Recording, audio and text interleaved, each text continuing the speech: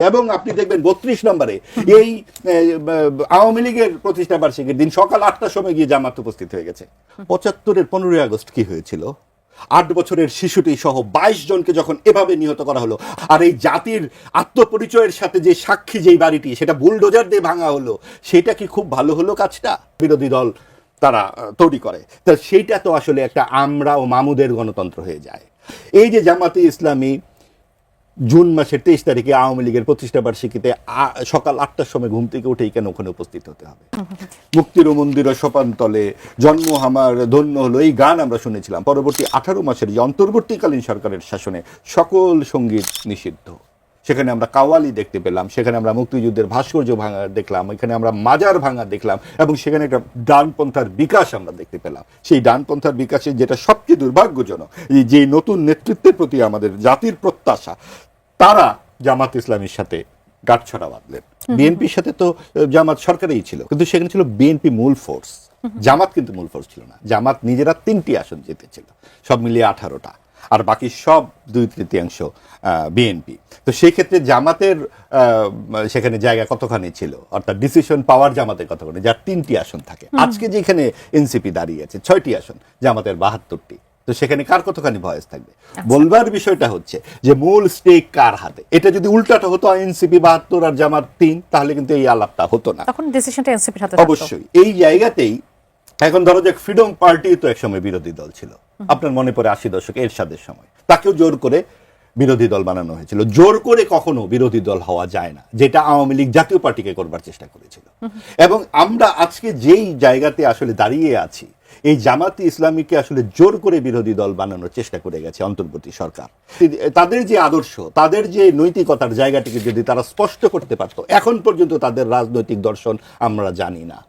এখন পর্যন্ত জানি না যে তারা অর্থনীতির কোন জায়গাটিতে তারা বিশ্বাস করে, তাদের দলীয় দৃষ্টিভঙ্গি কি, অর্থনৈতিক দৃষ্টিভঙ্গি কি, তাদের রাজনৈতিক দৃষ্টিভঙ্গি কি।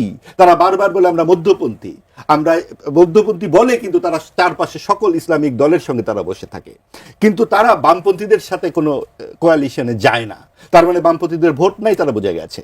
কাজে এই ভোটের রাজনীতিতে তারা আর কত দূর যাবে আগামীতে, সেটাও দেখবার। কিন্তু যারা যুক্তরাষ্ট্র ফেরত, যারা জুলাই সনদ তৈরি করলো, এবং যারা বড় দুটি দলের হাতে পায়ে শেকল বেঁধে দেবার চেষ্টা করলো, সব সময় যারা মগজে ঢুকে দেবার চেষ্টা করলো 17 বছরের দুঃশাসন, অবদমন, সেখানে কি অবদমনগুলো হয়েছে সেই জায়গাগুলোকে একটু চিহ্নিত করা দরকার নয় কি?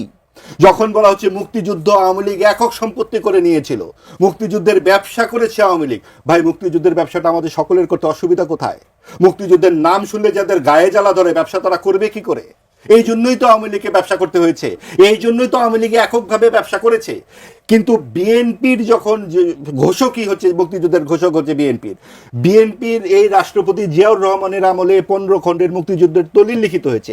সেই দলিলে বঙ্গবন্ধু শেখ মুজিবুর রহমান সহ সকলের বিবরণ অনুপঙ্খভাবে লেখা আছে। তাহলে এটা আওয়ামী লীগের হয় কি করে?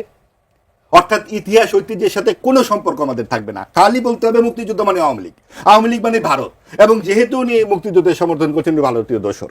এই যে জায়গাটি, এটাই 17 বছর ধরে একটা প্র্যাকটিস করেছে। এবং আপনি দেখবেন 32 নম্বরে এই আওয়ামী লীগের প্রতিষ্ঠা বার্ষিকীর দিন সকাল 8টার সময় গিয়ে জামাত উপস্থিত হয়ে গেছে। ওখানে কি জামাতের কাজটা কি? তারা কি দেশের আইন শৃঙ্খলার রক্ষা করার বাহিনী, নাকি তারা তাদের কাজটা কি? সেখানে যে কয়েকটা ইট অবশিষ্ট আছে সেগুলোও জামাতে ইসলামীর আবারও ভাঙতে হবে। তার মানে বিষয়টা কি দাঁড়াচ্ছে? তাদের রাজনৈতিক উদ্দেশ্য কি, তাদের আদর্শ কি? মুক্তিযুদ্ধকে ভেঙে ফেলা। সরকার এবং বিরোধী পক্ষ যদি জোর করে বানানো হয়, তখন তো আসলে এটা নিয়ে আলোচনা কি করে হবে? আপনি দেখুন 3 থেকে 6% একটি দলের ভোট, সেই ভোট হঠাৎ করে 36% হয়ে গেল। তো সেগুলো নিয়ে প্রশ্ন করা যাবে না? প্রশ্ন তো করতে হবে। এবং সেই দল গিয়ে কি আলোচনা করছে? সে আলোচনা করছে ওয়াশিং মেশিন নিয়ে, পর্দা নিয়ে, করছে মুতাবিবাহ নিয়ে। তা আমরা এগুলো নিয়ে সমালোচনা করব না? তাদের যে রাজনৈতিক যোগ্যতা, দক্ষতা, এই প্রশ্নগুলো উঠবে না? আপনি এই যে আদর্শগত যে বিষয়গুলো নিয়ে কথা বলবেন, একটা আপনার বাজেট অধিবেশন হচ্ছে, বাজেট নিয়ে কয়টি কথা বলেছে জামাত বা এনসিপির পক্ষ থেকে? যে আপনার কতখানি আমাদের প্রবৃদ্ধি, কতখানি টাকা ছিল আমাদের হাতে, কথাগুলো তারা উচ্চারণ করে কখনো? তাহলে তো ধরা পড়ে যাবে। তারা যেটা বলছে যে বাংলাদেশ তলাবিহীন ঝুড়ি, তা তো ছিল না। এখন আপনারা সেইটুকু অস্বীকার করতে চান, তাইলে তো হবে না। তাহলে তো আপনি সুশাসনও দিতে পারবেন না, আপনি উন্নয়নও দিতে পারবেন না। ৭৫-এর 15ই আগস্ট কি হয়েছিল? 8 বছরের শিশুটি সহ 22 জনকে যখন এভাবে নিহত করা হলো, আপনি কখনো এনসিপির কোনো নেতাদের মুখ থেকে এই কথাটি শোনেন? ওটা মৃত্যু নয়, ওটা নির্যাতন নয়। আমরা আমাদের যে পিতামহ বা আমাদের যে আমরা যাদের উত্তরাধিকার, একটা বৃক্ষ কেটে ফেললে আমাদের কষ্ট লাগে, আর এই জাতির আত্মপরিচয়ের সাথে যে সাক্ষী যেই বাড়িটি সেটা বুলডোজার দিয়ে ভাঙা হলো, সেটা কি খুব ভালো হলো কাজটা? আপনি এই জাতির স্মৃতি ভেঙে দেওয়ার অধিকার আপনাকে কে দিয়েছে? আপনি বলবেন এটা জাতির স্মৃতি না, তাহলে এত বারবার ভাঙতে হয় কেন?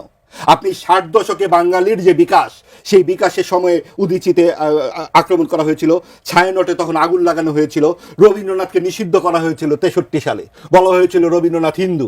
ঠিক একইভাবে রবীন্দ্রনাথের উপরে আক্রমণ, রবীন্দ্র চর্চা করে হিন্দুরা, ছায়ানটে আক্রমণ করা হয়েছে, আপনার উদীচিতে আক্রমণ করা হয়েছে, গণমাধ্যমে আগুন দেওয়া হয়েছে। জুলাই সনদের ভূমিকায় পাকিস্তান হয়ে গেছে হানাদার বাহিনী, 71-এর মুক্তিযুদ্ধ হয়েছে প্রতিরোধ যুদ্ধ, এগুলো সমস্ত ইন্টেরিমের হাতে হয়েছে। তাহলে সেই অন্তর্বর্তীকালীন সরকারের রাজনৈতিক দর্শনটি কি? পাকিস্তানমুখী। আমরা যেমন ভারতের কোনো নতজানু হতে পারি না, পাকিস্তানেরও আমরা নতজানু হতে পারি না। তো সেই জায়গা থেকে পুরো ইন্টেরিম যেই ব্যবস্থাপনা করেছে, তারা জামাত এবং এনসিপিকে তেলে পুষে বড় করে বিরোধী দলের তারা চেয়েছিল সরকারেই বসিয়ে দিতে, সেটি তারা পারেনি। তবে যেটুকু পেরেছে সেটাও জাতির জন্য যথেষ্ট আশঙ্কাজনক, কারণ এই দুই দল বাংলাদেশের মুক্তিযুদ্ধই মানে না। তারা মনে করে এই মুক্তিযুদ্ধ আওয়ামী লীগের ব্যক্তিগত বাপের সম্পত্তি। মুক্তিযুদ্ধের একটা ইতিহাস আছে, একটা ঐতিহ্য আছে, তার মাধ্যমে বাংলাদেশ স্বাধীন হয়েছে, এবং তার আমাদের মূল যে স্তম্ভতা হচ্ছে ধর্ম নিরপেক্ষতা, সমাজতন্ত্র, গণতন্ত্র।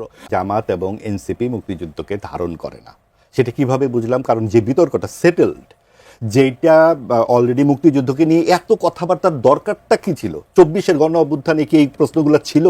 তখন কেউ বলেছে যে বঙ্গবন্ধু ভারতের চর, বঙ্গবন্ধু এই করেছে সেই করেছে, কি সমস্ত কথাবার্তা বলা হয়, যা কখনোই কোনোভাবে দালিলি কোনো প্রমাণ নাই। এই কথাটা বলার সাথে সাথে বলা হয় ভারতীয় দোসর।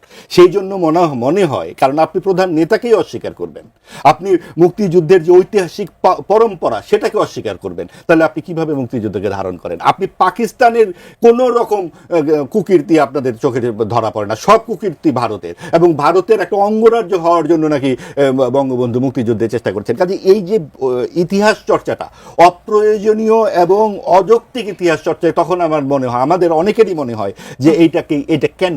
আপনি 47-কে অস্বীকার করলে দেশের স্বাধীনতাকে অস্বীকার করা হয়, যে বলা হয় ভাই 40-এর লাহোর প্রস্তাবে কি বলা হয়েছিল? সেই 40-এর লাহোর প্রস্তাবে ছিল যে দুই দিকে যখন যেখানে ভারতীয় উপমহাদেশের যেই জায়গায় মুসলিমরা সংখ্যা গরিষ্ঠ, তারা স্বাধীন হবে, স্বাধীন দেশ হবে প্রত্যেকেই। এইটা তখন কিন্তু জামাত বিরোধিতা করলো, তখন থেকেই, মানে জন্ম থেকেই তারা বিরোধিতা, সকল প্রগতিশীল আন্দোলনের বিরোধী হচ্ছে জামাত।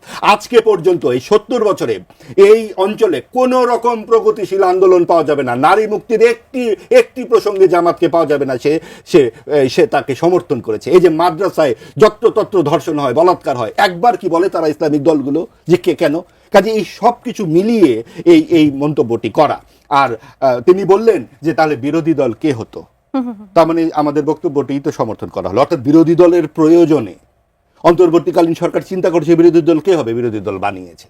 এটা তো গণতন্ত্র হতে পারে না। আপনার অন্তর্বর্তীমূলক যেই সমাজ, যে গণতান্ত্রিক আকাঙ্ক্ষা, যেটা আওয়ামী লীগ বলেছিল বিরোধী দল কে হবে, জাতীয় পার্টিকে তারা বসিয়ে দিয়েছিল। জাতীয় পার্টি বিরোধী দল কে হবে, তারা ফ্রিডম পার্টিকে বসিয়ে দিয়েছিল কুরাল মার্কা প্রতীকে 87 সালে, 86 সালের নির্বাচনে। কাজেই কি প্রত্যেকেই এই চিন্তা করেই একটা বিরোধী দল তারা তৈরি করে। তো সেইটা তো আসলে একটা আমরা ও মামুদের গণতন্ত্র হয়ে যায়। আজকের যেই গণ অভ্যুত্থানজাত এই সব তরুণ নেতারা, তারা কেন ফ্রিডম পার্টির অনুসরণ করে? আরেকটু প্রশ্ন একটু করে, যেহেতু আরেকটু সময় আছে 1.5 মিনিটের মতো। ধানমন্ডি 32-এর ঘটনাকে কেন্দ্র করে একজন সাংবাদিকের উপর হামলা করা হয়, তাকে দফায় দফায় সেখানে আক্রমণ করা হয় এবং সেখান থেকে তাকে তুলে নেওয়ারও চেষ্টা করা হয়। আমার প্রশ্নটা হচ্ছে, মানে রাজনীতির ক্ষেত্রে সাংবাদিকরা কি আসলে শত্রু? সব দলের ক্ষেত্রেই দেখা যায় যে সাংবাদিকরা সবসময় এই ধরনের পরিস্থিতির শিকার হচ্ছে। আসলে দেখুন, এই যে সাংবাদিক গণমাধ্যমকে আপনি 266 জন সাংবাদিকের বিরুদ্ধে হত্যা মামলা আছে, অনেকেই আছে তেলবাজি সাংবাদিকতা করেছে, যখন গুলি ছোড়া হচ্ছে ছাত্রদের উপরে, তখন অনেকেই সেটার পক্ষে কথা বলেছে যে এই কি পদ্মা সেতু, তারপরে টেলিভিশন কেন ভাঙা হচ্ছে, এগুলো তো অযৌক্তিক কথা। আপনি যেইটা আপনার ঘটনা, সেই ঘটনার আপনার পক্ষে সাদাকে সাদা বলতে হবে, কালোকে কালো বলতে হবে, কিন্তু সেই অপরাধে তো আপনার খুনের মামলা জড়াই দেওয়া যায় না। অর্থাৎ সত্য কথা সকল ক্ষমতাসীনরাই বা ক্ষমতার পাশে যারা থাকে, এই যে জামাতে ইসলামী জুন মাসের 23 তারিখে আওয়ামী লীগের প্রতিষ্ঠা বার্ষিকীতে সকাল 8টার সময় ঘুম থেকে উঠেই কেন ওখানে উপস্থিত হতে হবে? এটা তাদের দায়িত্ব নয়। তাদের দায়িত্ব দেশ পরিচালনায়, তাদের যে দর্শন, তাদের যে রাজনৈতিক আদর্শ, সেটাকে সুস্পষ্টভাবে প্রকাশ করে বলা যে ভাই এইটা হবে না, এটা করতে চাই, এটা করতে চাই। তারা নির্বাচনের আগে নারীদের কর্মঘণ্টা ঠিক করে দেয় এবং তারপরে তারা মুতাবিবাহ নিয়ে কথা বলে। নারী সংস্কার নিয়ে কেন জামাত এনসিপি একটিও কথা বলে না? আপনি যে দেখুন যে সংসদে যে কথাবার্তা হচ্ছে, জুলাই সনদ এবং সংবিধান সংস্কার নিয়ে কথা হচ্ছে, একটাও অন্য কোনো সংস্কার নিয়ে কেন কথা হবে না? দেশে কি খালি এই সাংবিধানিক সংস্কার ছাড়া আর কোনো কিছুর প্রয়োজন নাই? এই 80 দশকে পুরো 10 বছর এরশাদ সাহেব যে ক্ষমতা চালিয়ে গেল, কোন সংবিধানের আওতায় চালিয়েছিলেন? তার মানে আপনার বুলডোজার চালাতে গেলে, ছাত্রদের মিছিলের উপরে ট্রাক চালাতে গেলে, অথবা আওয়ামী লীগের মতো গুলি চালাতে গেলে তখন সংবিধানে লেখা থাকতে হয় না। সেটা হচ্ছে দলের রাজনৈতিক আদর্শ।